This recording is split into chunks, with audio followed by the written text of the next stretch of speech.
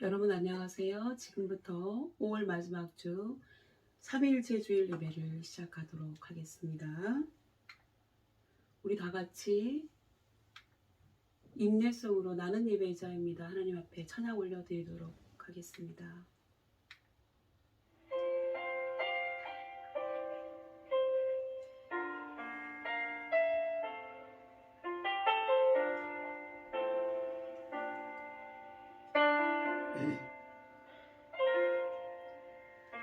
많은 하나님을 예배하는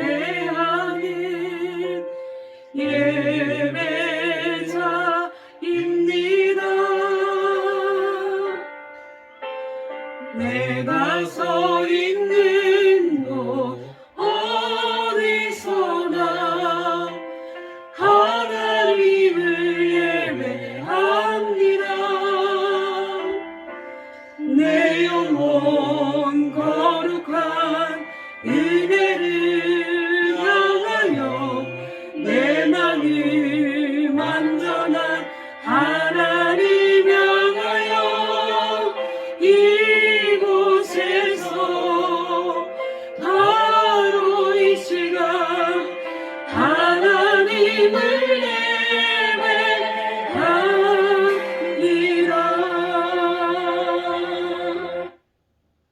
우리 교독문 137번 3일째 교독하시도록 하겠습니다.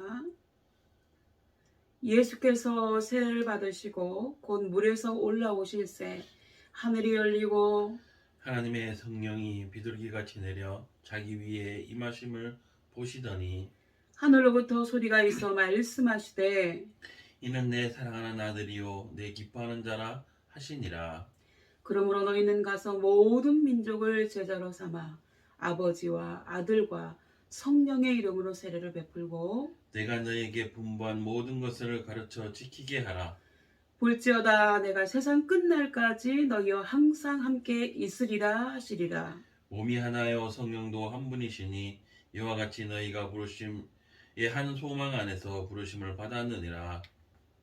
주도 한 분이시요 믿음도 하나요 세례도 하나요 하나님도 한 분이시니 곧 만유의 아버지시라. 만유 위에 계시고 만유를 통일하시고 만유 가운데 계시도다.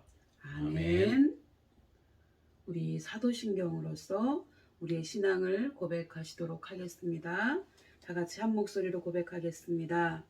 나는 전능하신 아버지 하나님 천지의 창조주를 믿습니다. 나는 그의 유일하신 아들 우리 주 예수 그리스도를 믿습니다. 그는 성령으로 잉태되어 동정녀 마리아에게서 나시고 본디오 빌라도에게 고난을 받아 십자가에 못 박혀 죽으시고 장사된 지 사흘 만에 죽은 자 가운데서 다시 살아나셨으며 하늘에 오르시어 전능하신 아버지 하나님 우편에 앉아 계시다가 거기로부터 살아있는 자와 죽은 자를 심판하러 오십니다. 나는 성령을 믿으며 거룩한 공교회와 성도의 교제와 죄를 용서받는 것과 몸의 부활과 영생을 믿습니다. 아멘. 우리 찬송가 185장 이 기쁜 소식을 다 같이 찬양 올려드리도록 하겠습니다.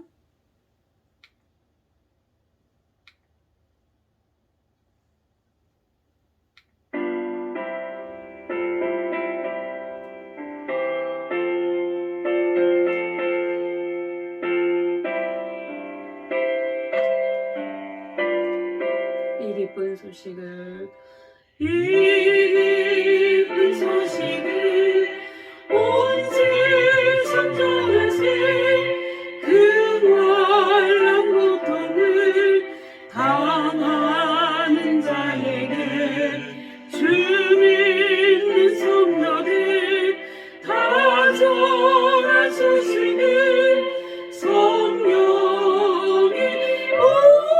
오셨네.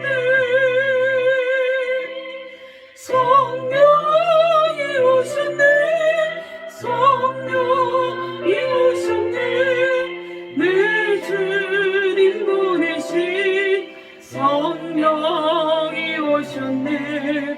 이 기쁜 소식은 온 세상 전하세 성령이 오셨네. 예수님께서 사로잡힌 자 다 구원하시고 잠자유 주셨네. 승리의 노래가 온 성에 들리니 성령이 오셨네. 성령이 오셨네. 성령이 오셨네. 내 주님 보내신 성령이 오셨네. 이 기쁜 소식은 온 세상 전하세 성령이 오셨네.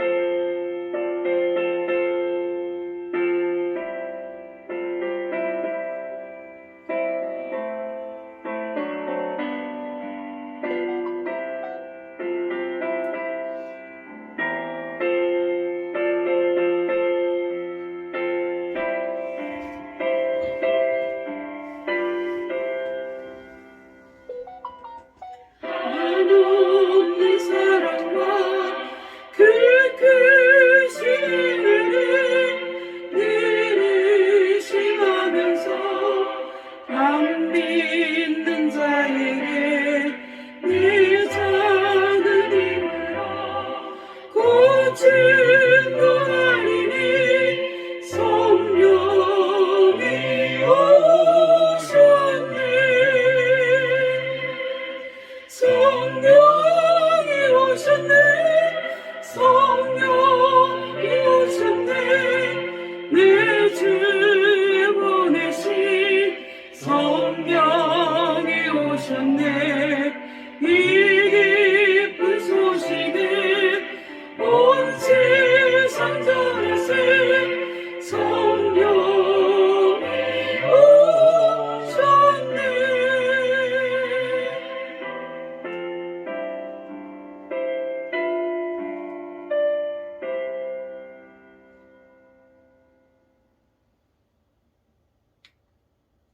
우리 성경 봉독 하시도록 하겠습니다.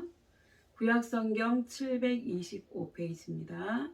구약성경 725페이지 느헤미야서 2장 1절에서 10절까지 말씀입니다.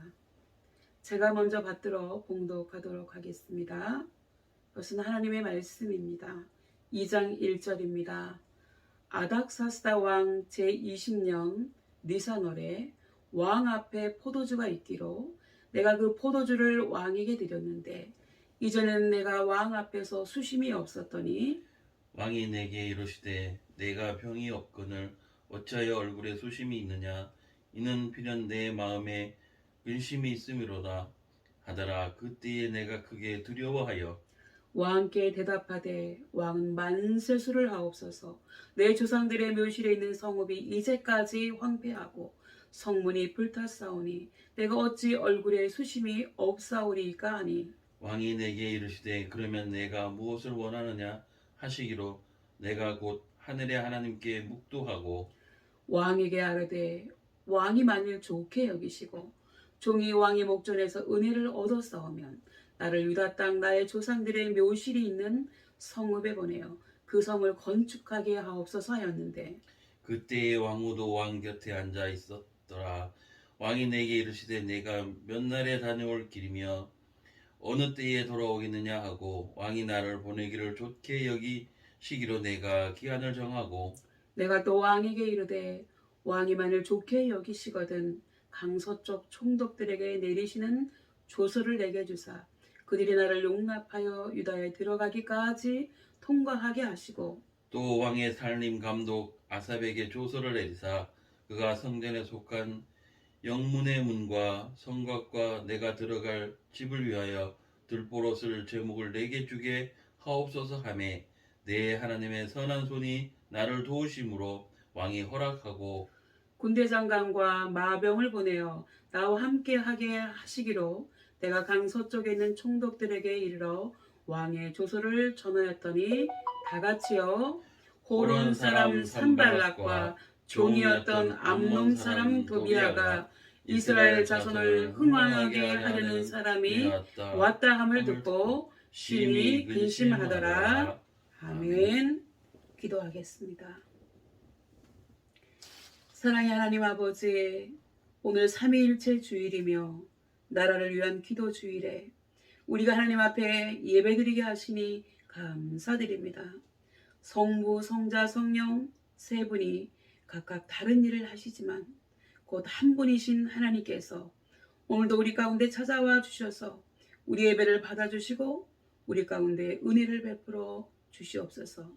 하나님께서 지금 하나님께 예배드리는 우리 모두에게 긍휼을 베풀어 주시고 특히나 청년의 때를 보내고 있는 우리 귀한 믿음의 형제 자매들이 이 나라와 민족을 위하여 하나님을 위하여 기도하며 하나님과 사람 앞에 귀하게 쓰임받게 하옵소서. 이 시간도 우리가 하나님 말씀 듣기를 원하오니 저는 다만 말씀을 전하는 주님의 도구로 쓰임받게 하시며 하나님께서 우리 가운데 찾아와 주셔서 직접 말씀하여 주옵소서. 이 예배에 성령님의 임재하심이 함께하여 주옵소서. 감사드리고 예수님의 이름으로 기도드립니다. 아멘. 오늘 삼위일체 주일에 예배에 참여하신 여러분을 주님의 이름으로 환영합니다. 여러분 반갑습니다. 오늘 말씀의 제목은 무너진 성벽을 세웁시다입니다. 오늘은 느헤미야서 말씀을 통해서 함께 은혜 받기를 원합니다.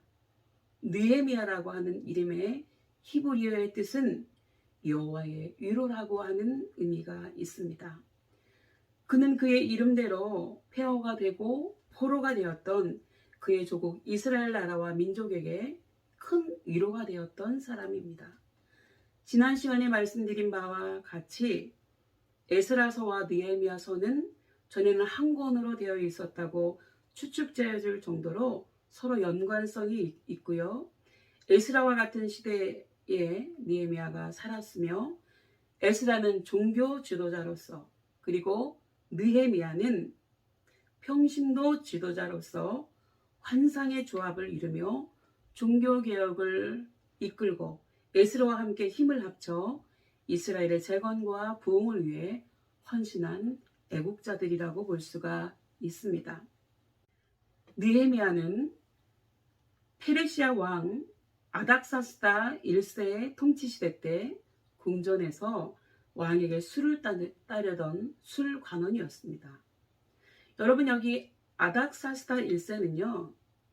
영화 300에도 등장하는 크세르크세스, 성경에는 아하수에로라고 나와 있는데 그 아하수에로는 에스더의 남편입니다.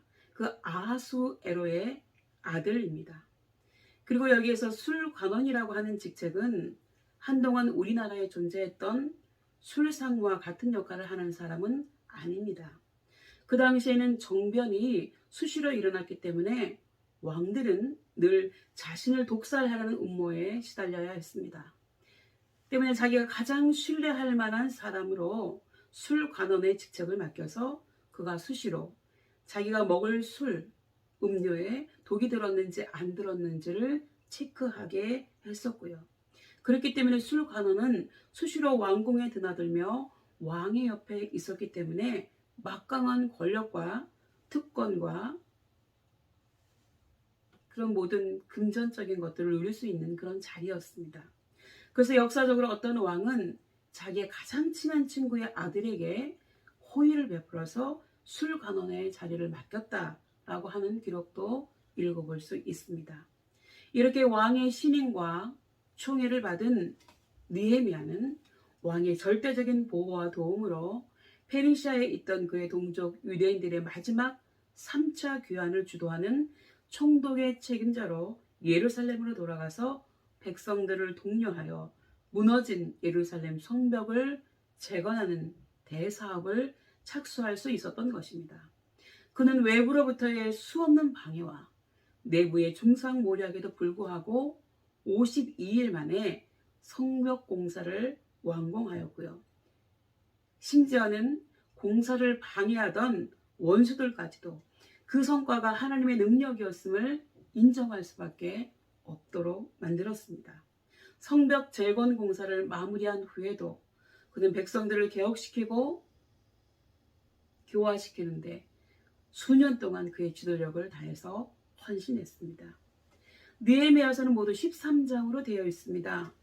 1장에서 7장까지는요. 예루살렘 성벽 재건에 관한 내용이 나와 있습니다.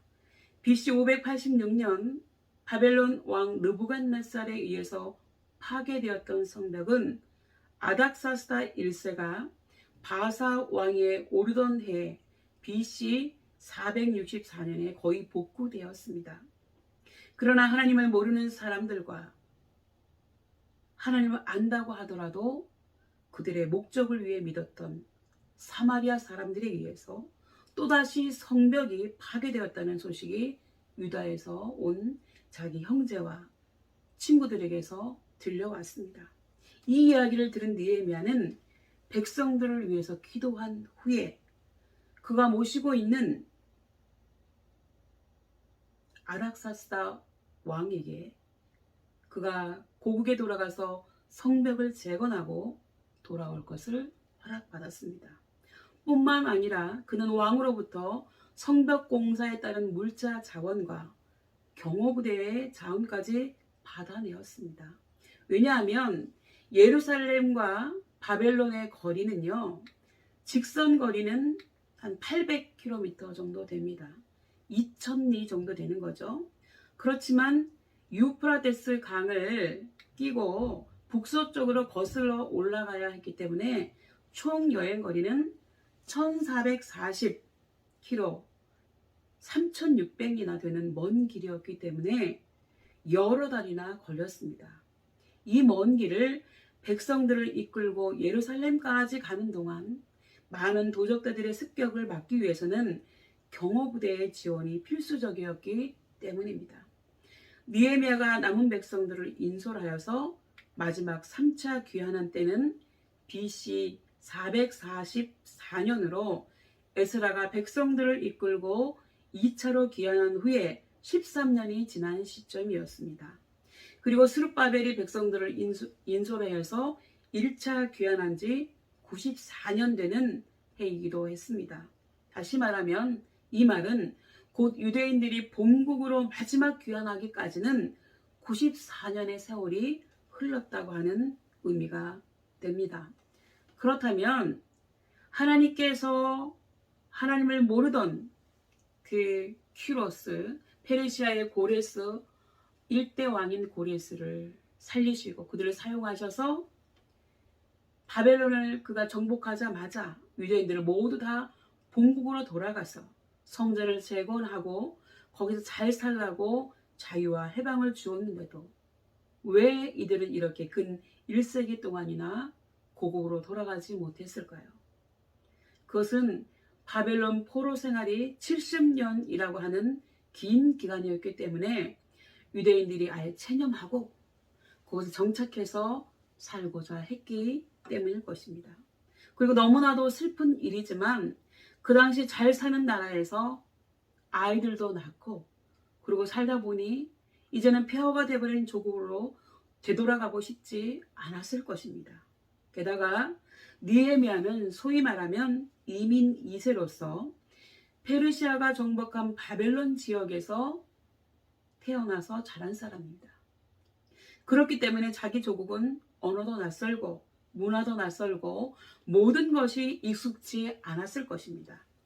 그러나 그럼에도 불구하고 그는 그의 모든 특권과 불편함을 내려놓고 자기 조국을 재건하기 위해서 나섰던 인물입니다.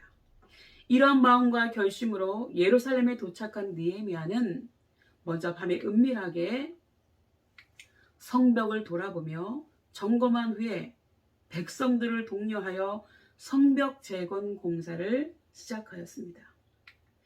백성들이 살고 있는 곳에서 가까운 성벽과 성문을 건축하도록 각각 일을 할당해 주었던 것입니다. 예를 들면 북한산성 인근에 사는 주민들은 북한산성을 쌓도록 하고, 남한산성 인근에 사는 주민에게는 남한산성을 재건하도록 공사를 각각 분담시켰다고 하는 것입니다. 그러나 반대는 즉시 일어났다고 하는 것입니다. 에스라가 예루살렘 성전 재건 건축을 할 때도 사탄의 방해가 있었던 것처럼 이번에 느헤미야가 예루살렘 성벽 재건 공사를 할 때도 역시 마찬가지였다고 하는 것입니다. 그 반대가 처음에는 조롱과 비아냥으로 시작하다가 음모와 무력으로 나타나서 노골적으로 공사를 방해하는 것이었습니다. 그러자 느헤미야는 백성의 절반은 공사 현장에 투입시키고 백성의 절반은 갑옷을 입고 칼과 방패와 활을 들고 백성들을 보호하며 적들을 막도록 했습니다. 안 그래도 힘든데 반절은 일을 하고 반절은 국방을 튼튼히 했다고 하는 것입니다. 그들은 새벽 동틀 때부터 밤에 별이 보일 때까지 군사작전을 하듯이 공사를 해야만 했습니다. 그러나 외부의 방해와 위협이 계속되자 내부에서도 반대 여론이 고개를 들기 시작했습니다. 그러나 느헤미야는 기도하고 인내하며 총독의 권한을 최대한 활용하여서 가진 자의 횡포를 관리하며 백성들을 설득하며 문제를 해결해 나가는 놀라운 지도력을 보였습니다. 나중에는 자신의 사비를 털어서 내놓았고요. 모본을 보여서 마침내 예루살렘 성벽 재건 공사는 완공을 할 수 있었습니다. 그리고 8장에서 13장까지는 이스라엘 영적 부흥 운동에 대한 것입니다. 성벽 재건 공사가 완공되고 난 후에는 제사장이며 학사인 에스라가 영적 운동을 주도합니다. 에스라는 느헤미야보다 13년 전에 먼저 유대인들을 이끌고 2차로 귀환을 해서 3년간 예루살렘에 머물며 백성들의 개혁 운동을 주도했습니다.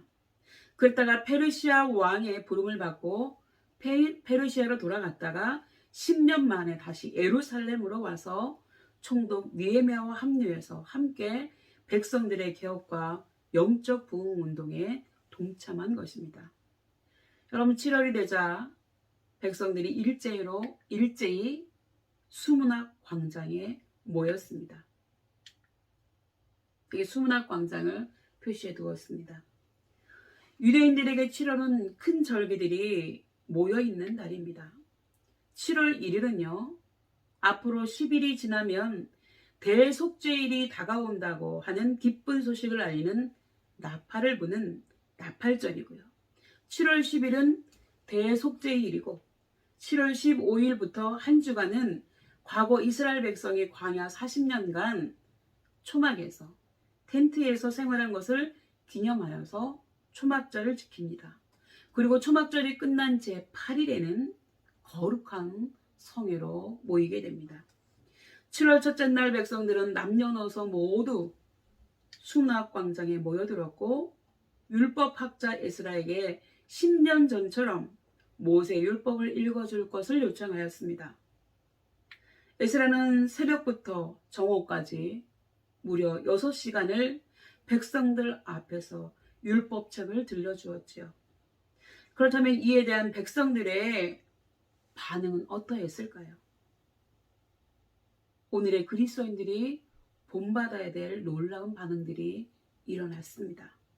첫 번째, 백성들은 그 율법책에 귀를 기울였다고 하는 것입니다. 과연 하나님께서 우리에게 어떻게 말씀하시는지 경청했다는 거죠. 그리고 에스라가 백성들 앞에서 율법책을 펼 때 모든 백성들이 그 자리에서 일어섰다고 했습니다. 다시 말해서 경의를 표한 것이지요. 그리고 에스라가 광대하신 하나님 여호와를 송축, 노래하니 모든 백성들이 손을 들고 아멘 아멘 하며 화답했다고 했습니다. 하나님의 이름을 높였어요. 그랬더니 모든 백성들이 아멘, 아멘 한 거예요. 그리고 또한 백성들이 몸을 굽혀 얼굴을 땅에 대고 여호와께 경배했다고 했습니다. 하나님, 우리가 지금 이렇게 고통을 겪는 것이 모두 우리의 죄악 때문이군요. 하나님 잘못했습니다. 하나님 우리를 용서해 주십시오. 라고 회개하고 경배했고요. 지극한 경외심을 보인 것입니다. 그리고 백성들이 율법의 말씀을 듣고 다 울었다고 했습니다. 이것은 회개와 감사의 눈물이었겠지요. 이에 대해 에스라와 느헤미야와 백성을 가르치는 레위인들은 백성들에게 오늘은 너희 하나님 여호와의 성일이니 슬퍼하지 말며 울지 말라고 했습니다. 이야말로 참으로 놀라운 광경 아닙니까? 그리고 이러한 현장이야말로 성령의 역사에 의한 진정한 변화와 부흥의 모습이 아니겠습니까? 하나님의 말씀에 귀를 기울여 듣고 듣는 말씀에 진정한 경의를 표하고 아멘 아멘으로 화답하고 몸을 굽혀 얼굴을 땅에 대고 하나님께 경배하듯이 진정한 겸손의 마음의 자세로 회개와 기쁨의 눈물을 흘리는 것, 이것이야말로 성경의 역사에 의한 진정한 변화의 모습인 줄 믿습니다. 그리고 우리는 오늘 말씀을 통해서 느헤미야에게서 다음과 같은 점들을 본받아야 합니다. 첫 번째는 그의 애국심입니다. 느헤미야의 조국을 사랑하는 마음을 우리는 본받아야 합니다. 그는 머나먼 타국에서 그의 형제로부터 조국의 소식을 들었습니다. 바벨론의 예루살렘 함락 당시에 포로로 사로잡힘을 간신히 면하고 고국에 남은 사람들이 큰 환난을 만나고 능욕을 받으며 예루살렘 성읍은 회파되고 성문 없어졌다는 말을 들었을 때 그는 털썩 주저앉아서 울고 여러 날 동안 슬퍼하며 하나님 앞에 금식하며 자기나 자기 가족의 죄가 아닌 자기 민족의 죄를 대신 울면서 회개의 기도를 드렸다고 하는 것입니다. 그리고 그의 기도문이 1장 5절에서 10절에 이렇게 나와 있습니다. 주 하늘의 하나님, 위대하고 두려운 하나님, 주님을 사랑하는 이들과 세운 언약, 주님의 계명을 지키는 이들과 세운 언약을 지키시며 은혜를 베푸신 하나님, 이제 이 종이 밤낮 주님 앞에서 주님의 종 이스라엘 자손을 위하여 드리는 이 기도에 귀를 기울이시고 살펴주십시오. 우리 이스라엘 자손이 주님을 거역하는 죄를 지은 것을 자복합니다. 저와 저의 집안까지도 죄를 지었습니다. 우리가 주님께 매우 큰 잘못을 저질렀습니다. 주님의 종 모세를 시키시어 우리에게 내리신 계명과 율례와 규례를 우리가 지키지 않았습니다. 주님의 종 모세를 시키시어 하신 말씀을 기억하여 주십시오. 우리가 죄를 지으면 주님께서 우리를 여러 나라에 흩어버리겠지만 우리가 주님께로 돌아와서 주님의 계명을 지키고 실천하면 쫓겨난 우리가 하늘 끝에 가 있을지라도 주님께서 거기에서 우리를 한데 모아서 주님의 이름을 두려고 택한 곳으로 돌아가게 하겠다고 하신 그 말씀을 이제 기억하여 주십시오. 이들은 주님께서 크신 힘과 강한 팔로 건져내신 주님의 종이며 주님의 백성입니다. 느헤미야가 이 기도를 드린 때는 BC 444년으로 예루살렘이 함락된 지 142년이 되는 때였습니다. 즉 느헤미야가 태어나기도 전에 예루살렘이 멸망했다고 하는 것입니다. 그렇기 때문에 느헤미야는 그의 조국 예루살렘이 망하는 참혹한 역사에 대해서 들어서 알 뿐이고 목격한 것은 아닙니다. 그의 선조들의 무덤이 예루살렘에 있다고 하는 것도 그의 부모님들에게 들어서 알고 있을 뿐이었습니다. 그런데도 느헤미야는 그가 태어난 것도 아니고 그가 가본 적도 없는 그의 조국 예루살렘 성읍이 황무하고 성문이 없어졌다는 소식을 들은 것만으로도 매우 슬퍼하며 울며 금식하며 기도했다고 하는 것입니다. 그리스도인의 진정한 애국은 어떤 것일까요? 내 조국을 위하여 그리고 내 민족의 앞날을 걱정하고 염려하며 내 민족의 죄를 인하여 슬퍼하고 울며 금식하며 기도하는 것 아니겠습니까, 여러분? 그리고 나라와 민족을 위하여 마땅히 내가 해야 될 일을 실행에 옮기는 것입니다.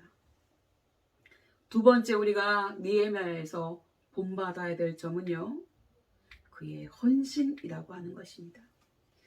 느헤미야는 왕의 절대 신임을 받는 관원이었습니다. 단지 왕이 마실 술이나 음료를 미리 맛보아 왕의 독사를 예방하는 술 관원일 뿐만 아니라 왕을 자문하기도 하고 왕의 행정력에 영향을 미칠 수 있는 자리에 있었다는 것이지요.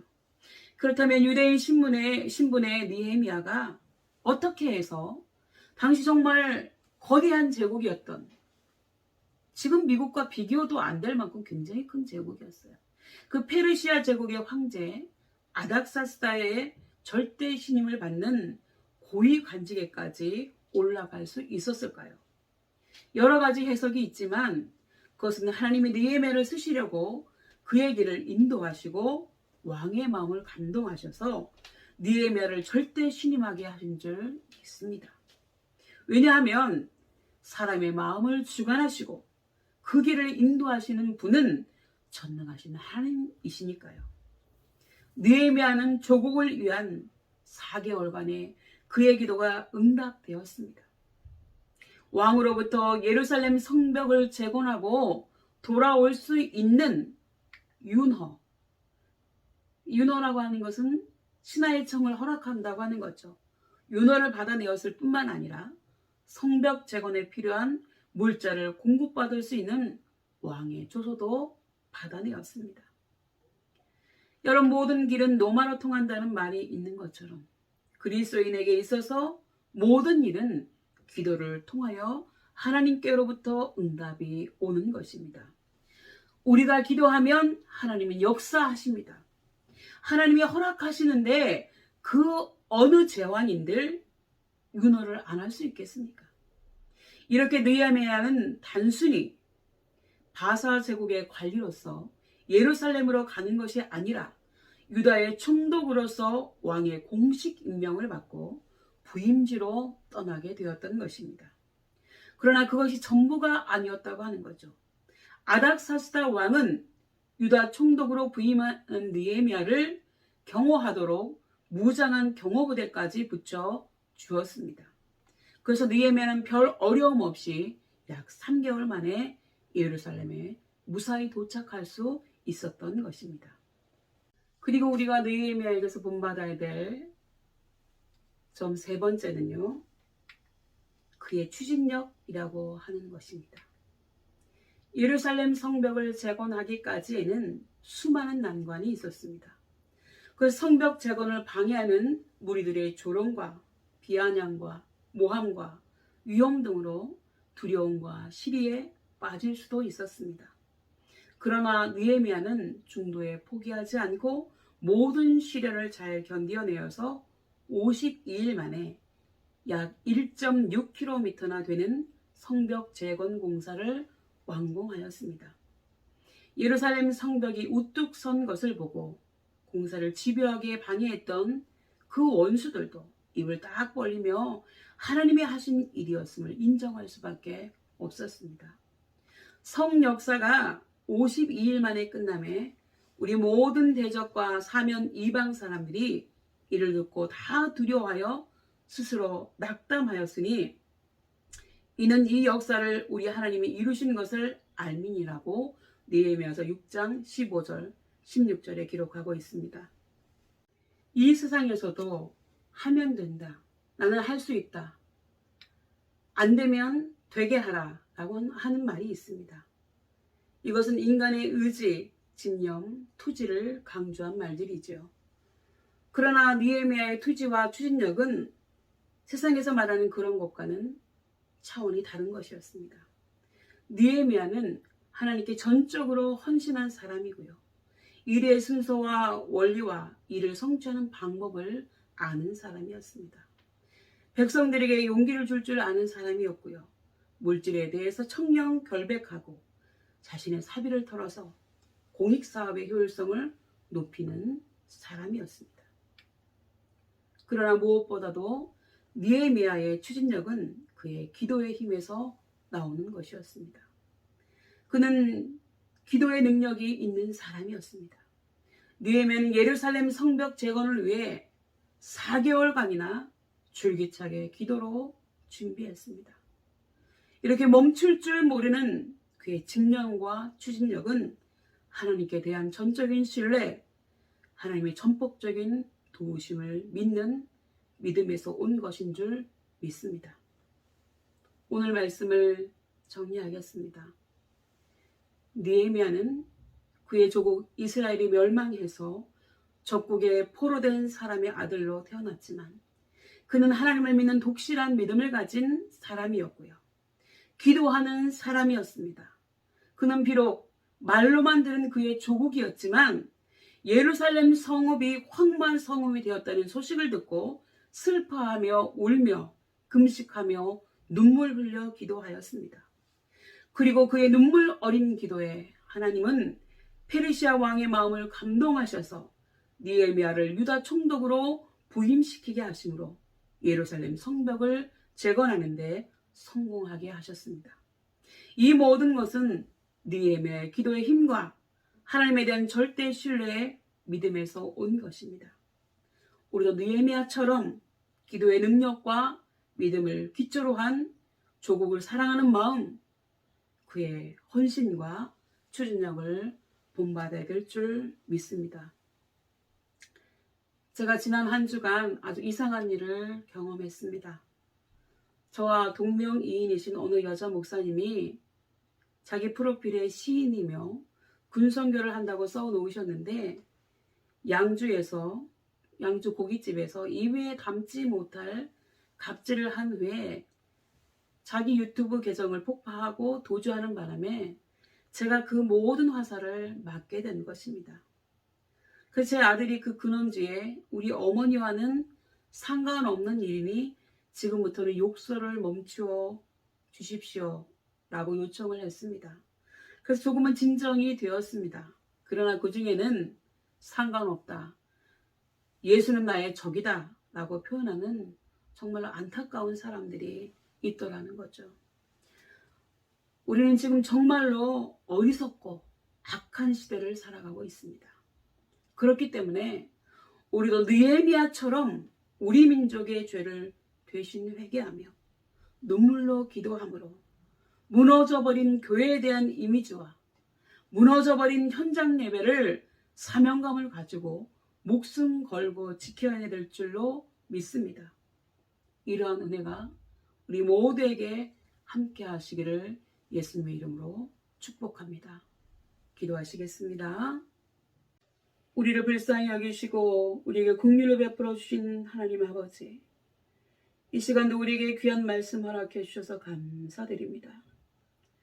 아버지, 지금 우리는 정말로 어리석고 악한 시대를 살아가고 있습니다. 하나님께서 우리 가운데 찾아와 주셔서 어리석은 우리를 깨우쳐 주시고 우리 모두가 하나님의 지혜로 충만하게 도와주시옵소서. 이 시간도 기도하옵나니 우리 귀한 믿음의 형제 자매들이 느헤미야와 같은 사명감을 가지고 민족의 죄악을 대신 회개하며 눈물로 기도하여서 이 혼탁하고 어지러운 세상 속에서 무너져버린 교회의 이미지와 무너져버린 현장 예배를 다시 일으켜 세우는 믿음의 주인공들이 다 되게 도와주시옵소서.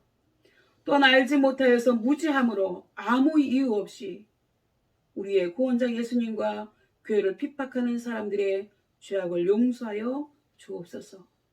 바라옵게는 이 시간 지금 여기에서 하나님의 역사를 이루어 나가는 우리 귀한 믿음의 형제 자매들에게 하나님의 특별한 은총을 베풀어 주옵소서.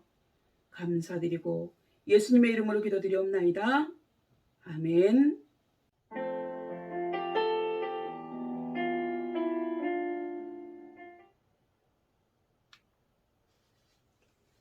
우리 앞에 찬양 올려드리시겠습니다.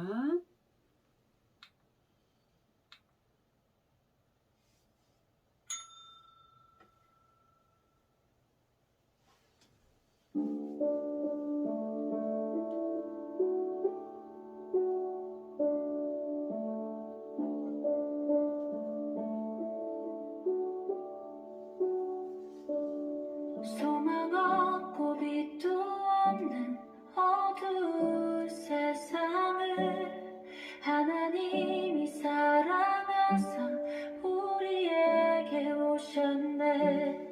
예언하신 약속대로 말씀이 육신되어 하늘 영광 버리시고 이 땅으로 오셨네.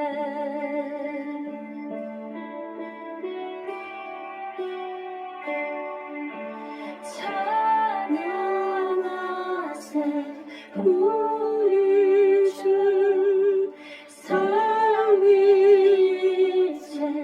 하나님 지극히도 크신 주 영원토록 찬양하리라.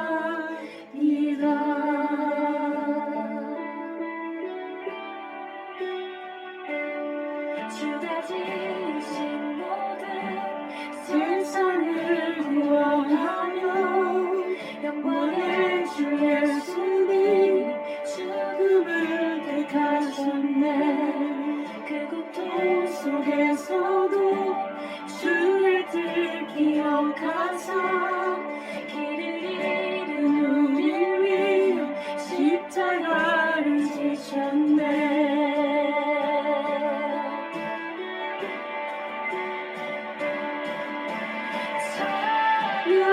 찬양하세 우리 주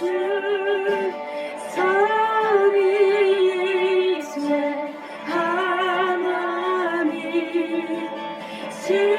지극히 높으신 주 영원토록 찬양합니다.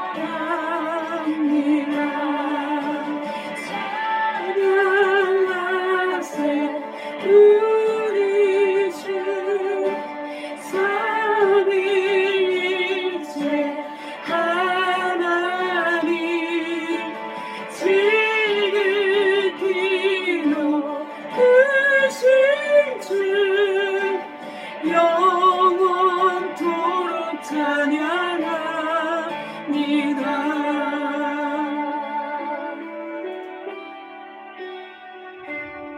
부활하신 그 아침 다친 물도 열리고 죽임당한 어린 양 죽음을 이기셨네. 생명의 길 되시는 그리스도를 통해 아버지께 오는 자 모두 회복되리라. 주가 세우신 교회 성령이 이끄시네. 영원한 주의 복음 무너지지 않으리. 주의 보혈로 인해 많은 자유케 됐네. 예수의 사랑으로 새 생명을 얻었네.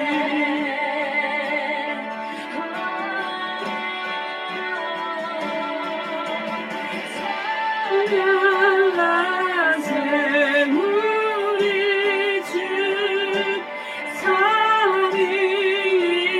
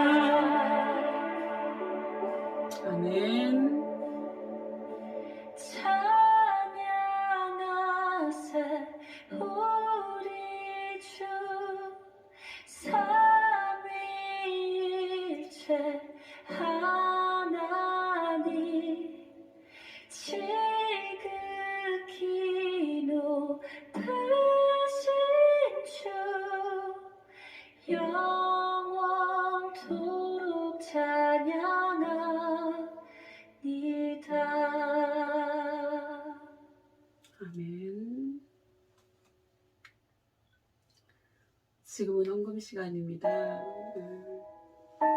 우리 이 시간 우리가 한 달 동안 하나님께서 도와주셔서 직장 생활하고 또 우리가 생활했던 것에 소득의 11조를 드리는 시간입니다. 또 하나님 앞에 감사함으로 감사헌금 드리고 하나님 앞에 주일헌금 여러 가지 기도 제목으로 또 감사의 기도 제목 소원의 기도 제목 올려드리는 시간입니다. 자, 여러분에게 잠깐 시간 드리도록 하겠습니다.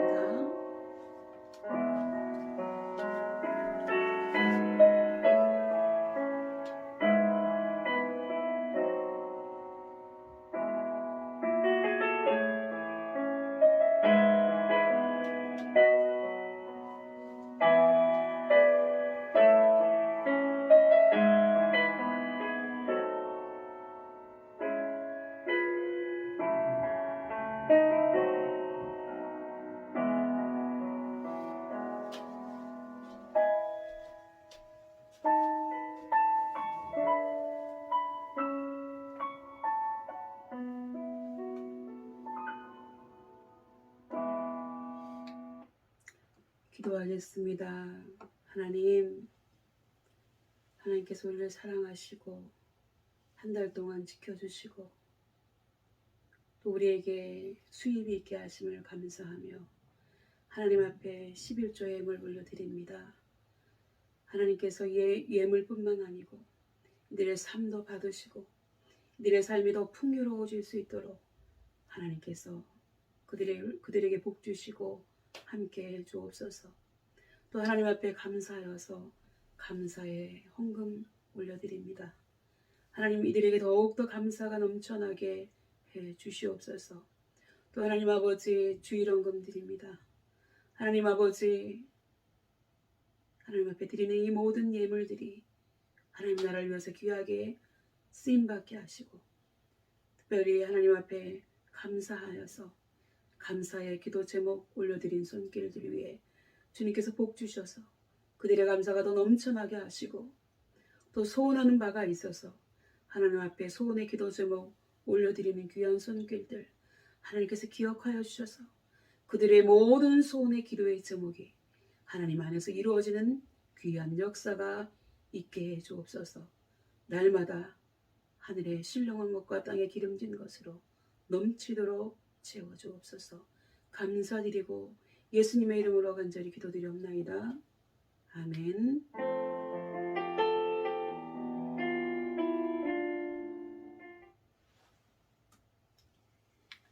예, 지금은 제가 축도하고 예배를 마치도록 하겠습니다. 제가 축도하기 전에 한 가지 광고 드릴 텐데요. 아까 제가 말씀 말미에도 말씀드렸지만 문제의 소지가 되었던 이수미 작가 TV 그분하고 저는 상관이 없습니다. 그러니까 혹시 지금도 저한테 저를 이렇게 주시하고 또 와주셔서 감사해요. 말씀 들으시는 분들은 오해하지 마시고 교회에 대해서 좋은 이미지를 가지시고 교회는 여러분들을 위해서 늘 기도합니다. 여러분들의 우리나라의 발전과 우리나라의 안전과 또 부대의 안전을 위해서 기도하고 모든 나라의 백성들을 위해서 기도하니까 너무 적대감을 갖지 마시고 함께 해주셨으면 좋겠습니다. 특별히 우리 사랑하는 우리 간부님들, 수고하는 군종들 주님의 이름으로 축복합니다. 감사합니다. 축도하겠습니다. 기도하겠습니다. 지금은 우리의 모든 죄를 짊어지시고 십자가에서 희생해 주신 우리 주 예수 그리스도의 은혜와 우리 아들도 아낌없이 내어주신 하나님 아버지의 사랑과 우리의 모든 것이 하나님께로부터 왔음을 고백하게 하시는 성령님의 감화감동 충만하심이 이 세상에서의 나의 편안함과 기득권을 기꺼이 포기하고 우리 민족의 죄악을 대신 눈물로 회개하며 기도함으로 하나님의 일과 하나님의 나라를 세우는 일에 쓰임받기를 소원하고 다짐하는 우리 모든 신우들 머리 위에와 우리의 교회 위에 그리고 우리가 속한 대대와 간부님들 신우들 머리 위에 특히 대대장님 머리 위에 함께 예배드리는 믿음의 권속들 머리 위에 또 여타의 이후로 함께 예배하는 모든 하나님의 일꾼들 위해 지금부터 영원까지 함께 계시기를 간절히 축원하옵나이다. 아멘. 여러분 예배를 마쳤습니다. 다음 주에 뵙도록 하겠습니다. 6월 달에는 여러분 만나기를 바랍니다. 여러분 사랑합니다.